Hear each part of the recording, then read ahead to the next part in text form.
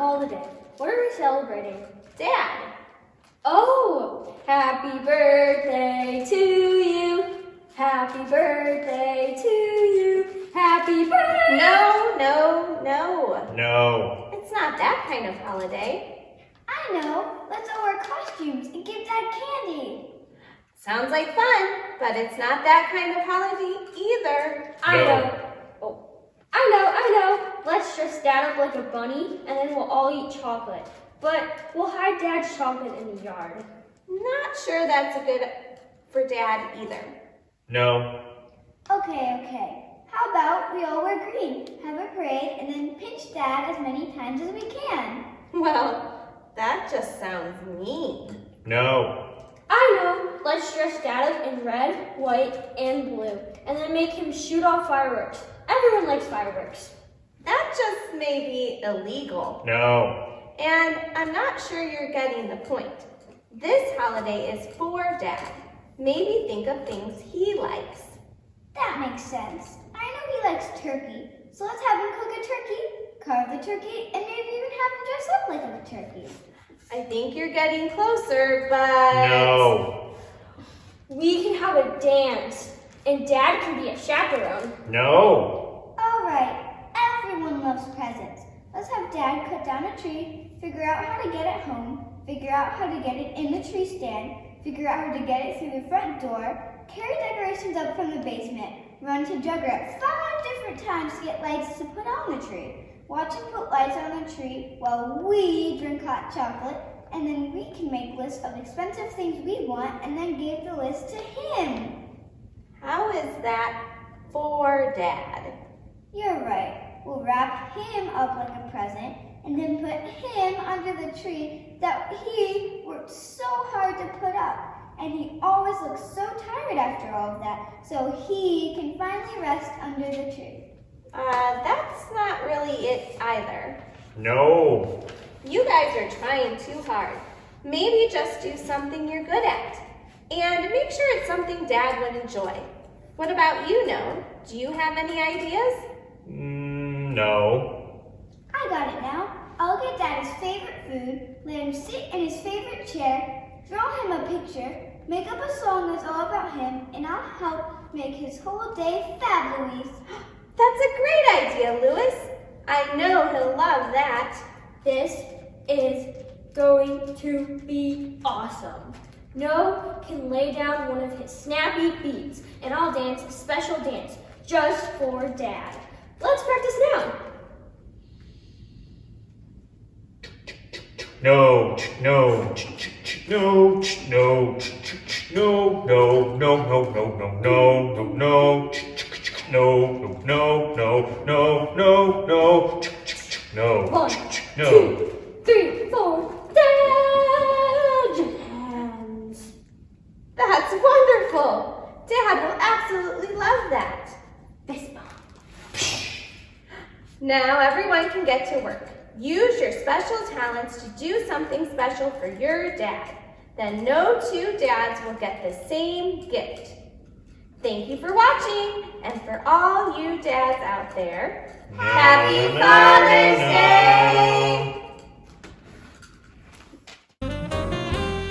Stay tuned next week for another episode of The Predictables, where everything the characters say and do are more than slightly predictable.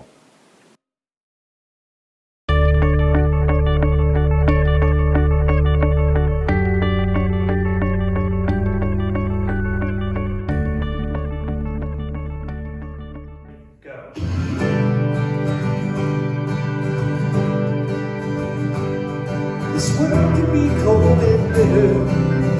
Feels like we're in the dead of winter, waiting on something better.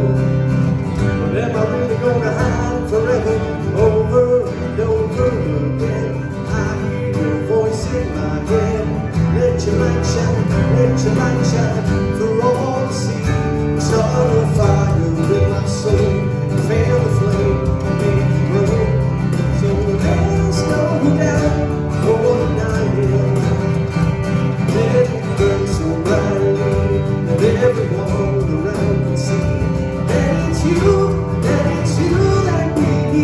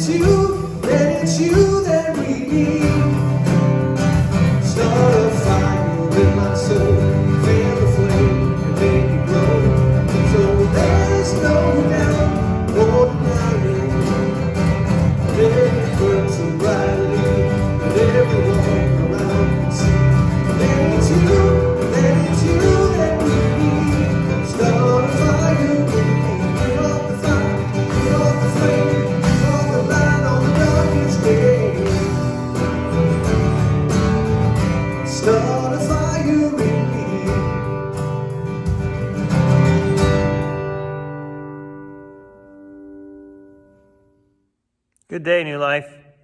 Just wanted to let you know that Pastor Steve and Sue got to the beach okay last night. They sent me a message, and it was raining, but they are there, and hopefully they're going to have a great time. I want to draw attention to, I can't wait till everybody's back here in person, but when we do get to see you again, notice how nice the property looks. And there's a lot of people that are cutting the grass, and trimming the bushes, even cleaning inside the church, doing all the things that have to get done all the time. But they've done a particularly good job this year, and there's a lot of extra cleaning going on. And last of all, I'd like to tell everybody, Happy Father's Day.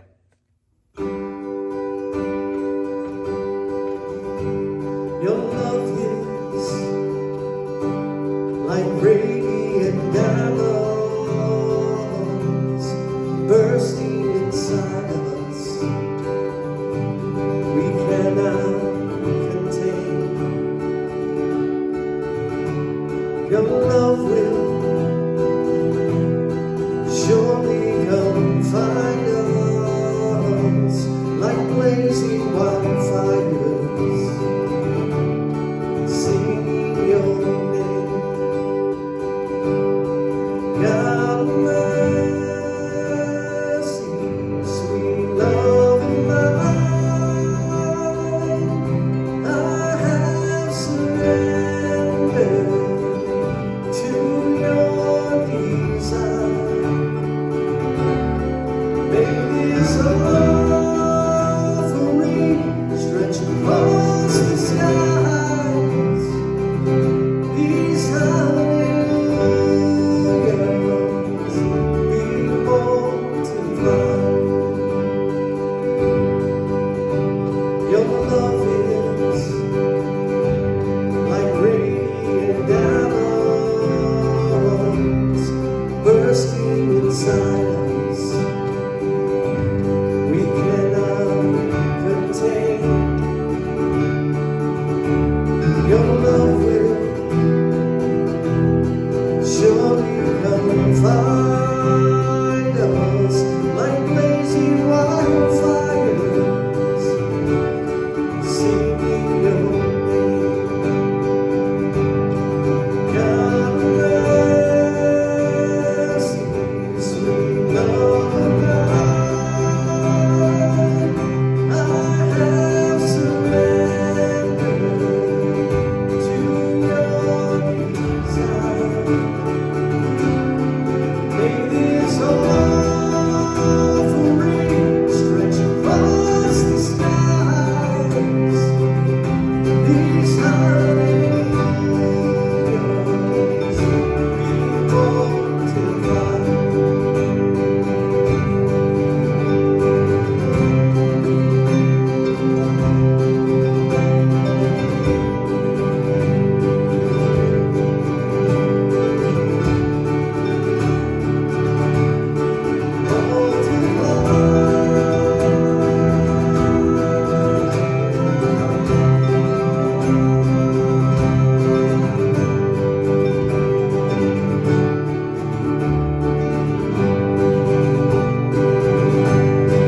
God of mercy,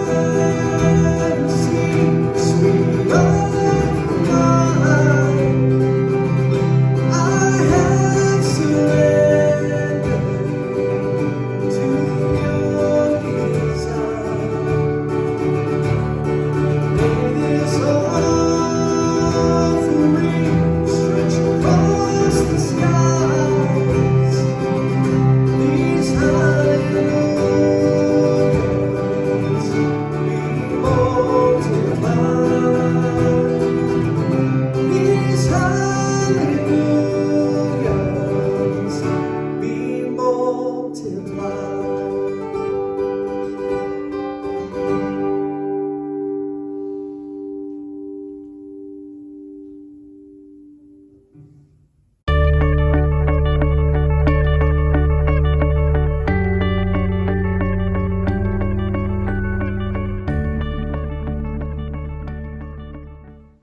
Welcome, everybody.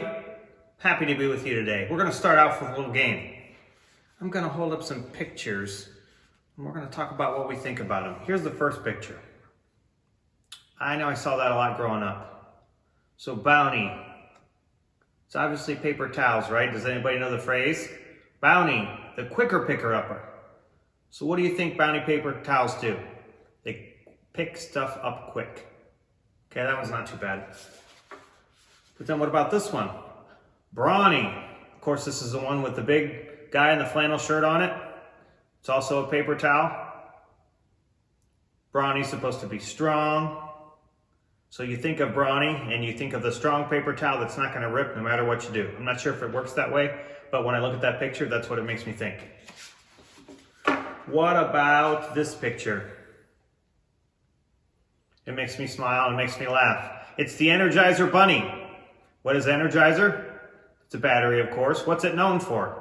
It's known for going on and on and on and on and on and not running out of power. So Energizer batteries are supposed to last a long time.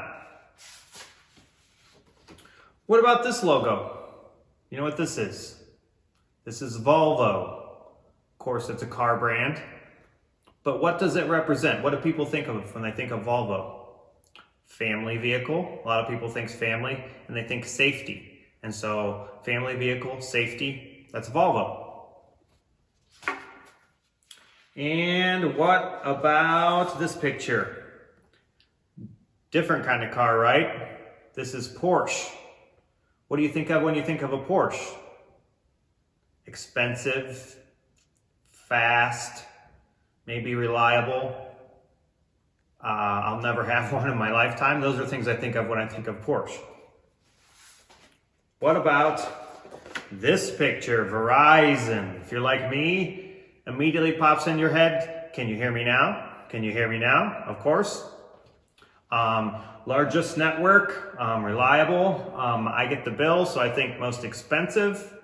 But overall, I think Verizon is pretty reliable. What about this one? This is a flag of another country. You know what that is? That's Switzerland. When I say Switzerland, what do you think of? Bank, yes. Watches, reliable watches. What about not taking sides, being neutral? You always think of, if you're in Switzerland, they're not going to take a side of either, they're going to be neutral. That's what you think of when you think of Switzerland. What about this guy? Does anybody know who that is without me telling you? That's Gandhi. What is Gandhi known for? He's known for being peaceful. So if I told you Gandhi started a riot or started a fight, would you believe me? Of course you wouldn't, because Gandhi is known for peace. And this last one, I don't mean to scare you, but what do you think about that? That is a shark, right? Probably a great white shark. Makes you think of the movie Jaws. Makes you think of those teeth sinking in and biting somebody.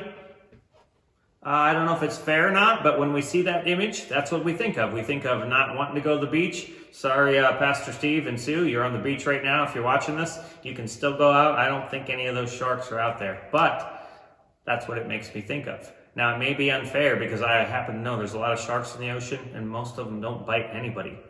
But that's the recognition we get. When you think shark, when you think great white, you think Jaws, you think biting people, you think man-eater, you think killer, you think all those things. That's what you think of from this picture. As we continue with our Be the Church series, that's exactly what we're talking about. If we think of the church, what do other people think of when we say that word? If we say we're the church, if we say we go to church, what do they think of? What are we known for? What does our image represent? What does our logo stand for? What does New Life stand for? And again, we're talking about that every week. This week we're going to be in 1 John chapter 4. The verses are on the screen here. These are the ones we're going to be covering. And we're going to be very brief and to the point. So when I open up 1 John chapter 4, the first verses we're looking at are verses 7 and 8. So 1 John 4, 7 and 8. And I'm going to read from my Bible, which is the New American Standard Bible. Starting at verse 7. Beloved, let us love one another, for love is from God, and everyone who loves is born of God and knows God. The one who does not love does not know God, for God is love. So let me ask you this question. I'm reading that. For God is love. What if you were born a frog? What do you think? What would you be good at? What are frogs good at? I bet if you're born a frog, you could probably jump pretty high, right? And I think they usually have a long tongue, eat insects. Those are things a frog would do, right? Maybe they like the water, maybe a little more than I do or whatever. They're not afraid of lily pads or water that's murky. That's what it's like to be a frog. What if you were born a Bodo? Now, I know we've talked about that before, and it's a little silly. If you know me, it probably means that a Bodo is going to be on time. They're not going to be late. If you're 5 minutes early, you're almost late. If you're right on time, you're definitely late. If you're 5 minutes early, then you're on time. So you're not going to be late. From looking at us one time, a Bodo is probably going to be small. Not going to be very tall, anything like that. We're pretty small. If you know my kids, and if you've taught them in school, if you taught them in Sunday school, they are rule followers. They feel uncomfortable when they're breaking the rules. They just tend to be good students because of that. A lot of them are soft-spoken. I know they're comfortable here, so you get to see them out of, in their comfort zone, and they do a lot more. But when they're uncomfortable, they're pretty soft-spoken. What if you were born again of God? What does that mean? What does it look like? How will people tell? Do you know? The answer, of course, is that you love. You were born to love. As a matter of fact, in verse 7-8, you were born to love. That's what number 1 is. It says it right there. Beloved, let us love one another, for love is from God, and everyone who loves is born of God and knows God. The one who does not love does not know God, for God is love. If you were born of something that is love, people should be able to tell that you're a child of God because you love. It's not something you can get around. If you were born of a Bodo, then you're going to be those things. If you were born a frog, people are going to be able to tell. You don't think a frog's supposed to be able to climb a tall building or lift heavy weights. That's not what a frog does. You don't think a Bodo is going to be tall. You don't think a Bodo is going to be really late and loud and obnoxious. And if you think of somebody that's born again of God, they love people. That's what they do. So I read the next verse, verse 11. 1 John chapter 4, verse 11. Beloved, if God so loved us, we also ought to love one another. If God loved us, we also ought to love one another. And we're going to call this one, Love Friends and Enemies. What do I mean by that? So when one confesses that God is love, which it says in the previous verse we read, confess that God is love, one is subscribing to nothing less than the Christian view of the universe and the meaning and the destiny of human life. If we say that God is love and we are Christians and we believe in his son Jesus Christ who was born of him, and if we are born again of God and we say he is love, then that's our whole philosophy. If we're made of love, if we're from something that is love, then our whole view of the universe changes. It means that everything is focused on love. And I would argue this, God's love is perfected in us only when we love others, including enemies. I look at another verse here, Matthew 5:43 through 45. Matthew 5:43 through 45. Listen to this. You have heard that it was said, you shall love your neighbor and hate your enemy. But I say to you, love your enemies and pray for those who persecute you, so that you may be sons of your Father who is in heaven. For he causes the sun to rise on the evil and the good, and sends rain on the righteous and the unrighteous. Do you hear that? God does all these things for us and evil people. Maybe they're not evil. Maybe they're just people we don't like. Maybe they're enemies. Maybe we just don't know them. But God causes the sun to set and the rain to fall on those people just like he does us. We're not supposed to love our neighbor that we like. And of course, I love all my neighbors here. I love the people I know. But we're supposed to love the people that we don't like, even people that are enemies, because that's what God does. He is love, and that's what we are supposed to do too. So we don't just love friends. If we're going to be known as born-again believers, we are known because we love.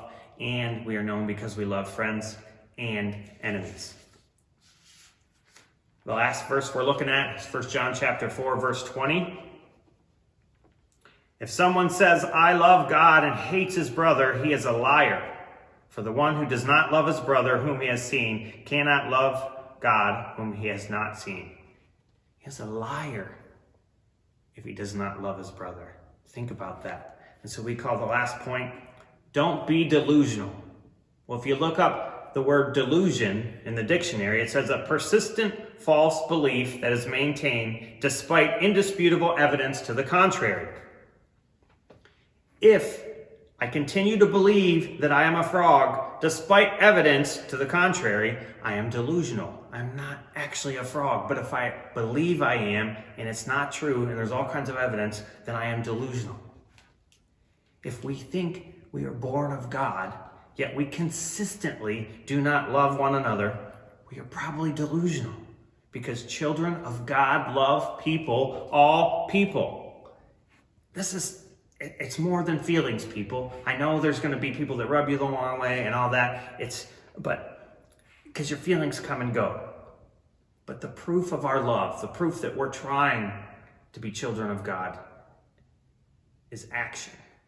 And even if we don't particularly like that person, if we can love them with our actions, that is proof that we are children of God. See, we can't be delusional. You know what a liar or a hypocrite is? Can you be a liar or a hypocrite not on purpose? Absolutely. And actually, the outside world thinks that of Christians all the time. They think we're a liar because the things we believe. They think we're a hypocrite because we say things and we do another. And so even though we want to be children of God and we say we're children of God, they can call us a liar. They can call us a hypocrite. But if you don't love, that's exactly what you are. And so if you say, I'm a child of God, I'm a Christian, and I want to live like that, and we don't love others, it's a delusion. We're not actually children of God. I mean, we are, but we're not living like one. How will anyone tell we're living a lie, whether it's on purpose or not? If we don't love people, we are not where we are supposed to be. Don't be delusional. Don't think you're all right and you're not loving people, because that's what God is and that's what God wants. He wants us to love people, so don't be delusional.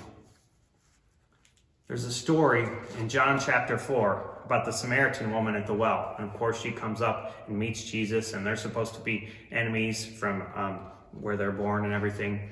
And she asks for water and all that. And of course, Jesus ends up saying, I can give you the water that makes you never thirst. And that gives me a great idea. And this is nothing new.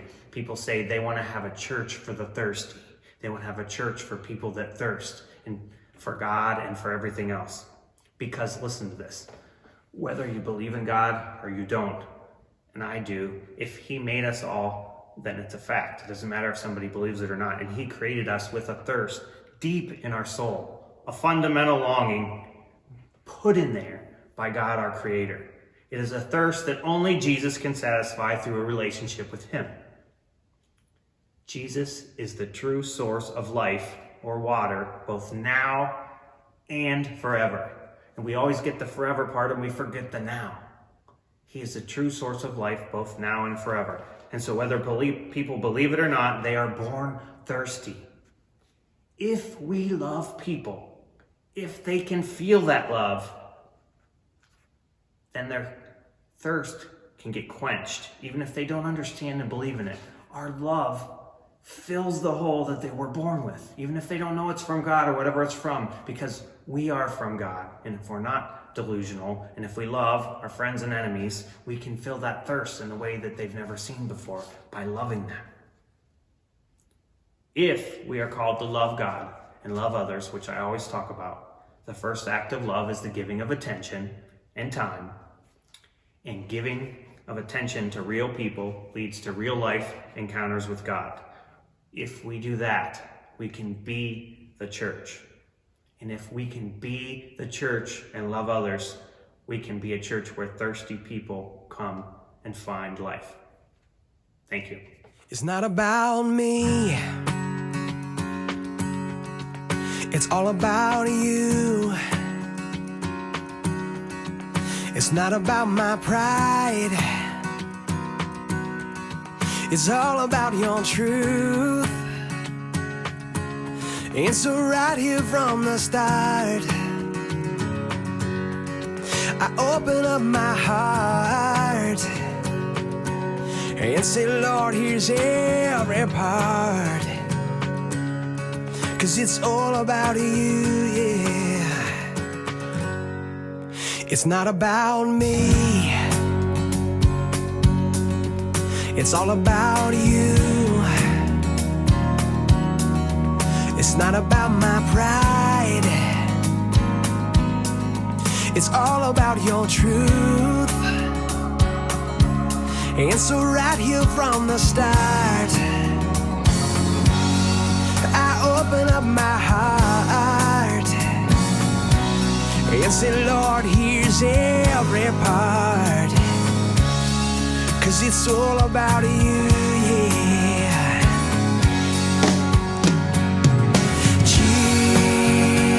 Jesus, Jesus, Jesus, it's all about you.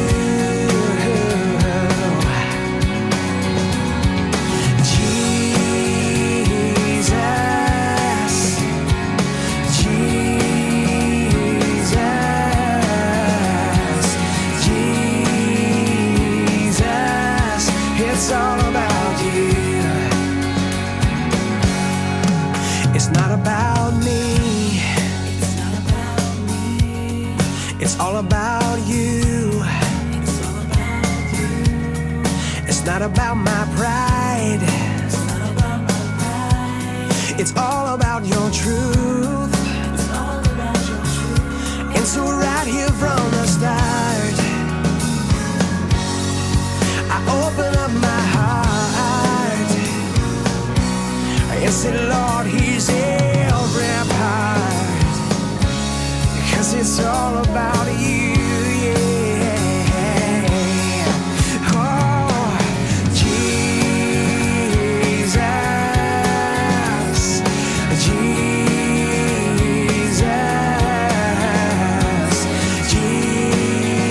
Jesus, it's all about you.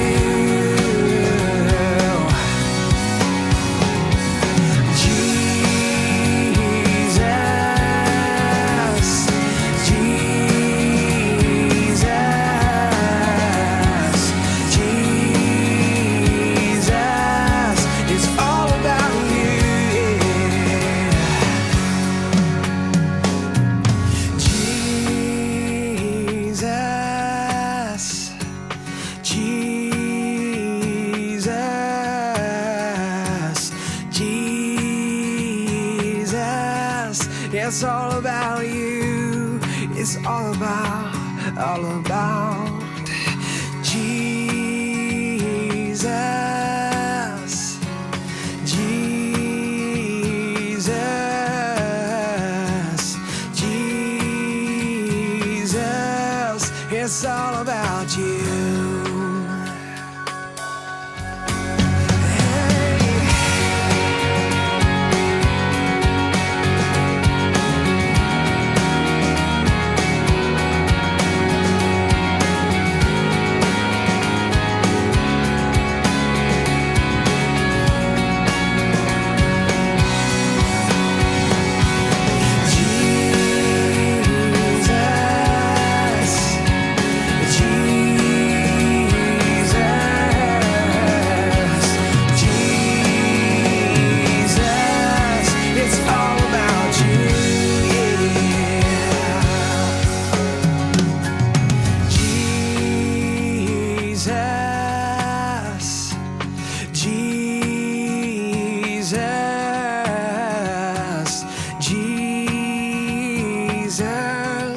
It's all about you.